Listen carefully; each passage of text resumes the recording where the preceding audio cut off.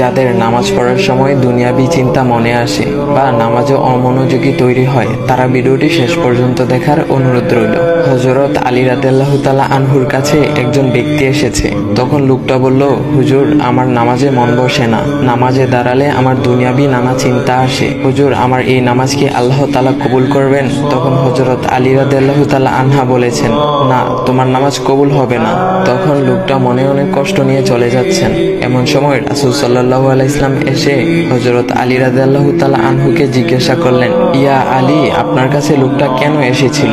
এসে দেখি মন খারাপ করে চলে গেল। কেন, কি হয়েছে, আমাকে বলুন। তখন আলী রাদিয়াল্লাহু তাআলা আনহু বলেন, তিনি আমার কাছে জানতে এসেছেন যে নামাজে দুনিয়াবি চিন্তা আসলে নামাজ হবে কিনা।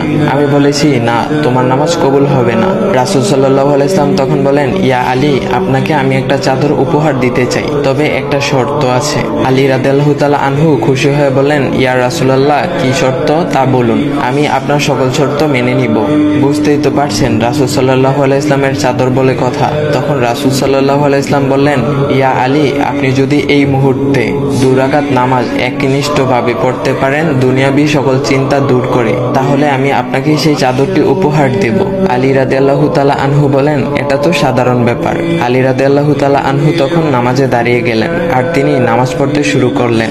এমন সময় তার মনের মধ্যে শুধু ভাবনা চিন্তা আসতে শুরু করলো, আচ্ছা, আমাকে যে রাসূল সাল্লাল্লাহু আলাইহি ওয়াসাল্লাম যে চাদরটা দিবেন, সেটা কি ফাতিমার চাদর নাকি রাসূল সাল্লাল্লাহু আলাইহি ওয়াসাল্লামের? আচ্ছা, চাদরখানা দেখতে কেমন হবে?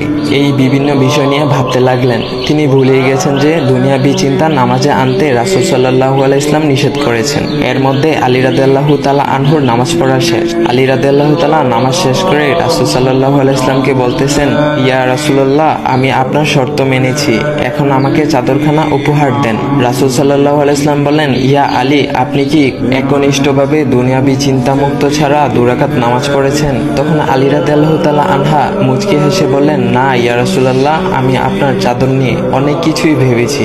তখন রাসূল সাল্লাল্লাহু আলাইহি ওয়াসাল্লাম বলেন, ইয়া আলী, নামাজ তোমারও হয়েছে, আর তুমি যাকে নামাজ হবে না বলে ফতোয়া দিয়েছো, তার নামাজও আল্লাহ তাআলা কবুল করে নিয়েছেন। শোনো আলী, দুনিয়াবি চিন্তা দ্বারা নামাজ বাতিল হয় না, নামাজ মহান আল্লাহ তাআলা কবুল করে নেন। সকল ফরজ নিয়ম কানুন মেনে নামাজ পড়লে নামাজ হবে ইনশাল্লাহ। তবে আমাদের সকলের উচিত নামাজ আদায় করার সময় একমাত্র আল্লাহকে স্মরণ করে নামাজ আদায় করা। নামাজে দাঁড়ালে দুনিয়াবি চিন্তা মাথায় আসে, এটা শয়তানের একটা ফাঁদ। আল্লাহ তাআলা আমাদের সকলকে শয়তানের কুমন্ত্রণা থেকে হেফাজত রাখুক এবং সঠিকভাবে মনোযোগের সাথে নামাজ আদায় করার মতো তৌফিক দান করুক। সবাই বলি আমিন। চাইলে ভিডিওটা আপনি অন্যদের কাছে শেয়ার করতে পারেন, এতে অন্যদের ভুল ভ্রান্তিগুলো দূর হবে। তো গাইস, এমন ইসলামিক ভিডিও পাওয়ার জন্য ভাইয়ের আইডিটা ফলো করে দিয়ে যাও।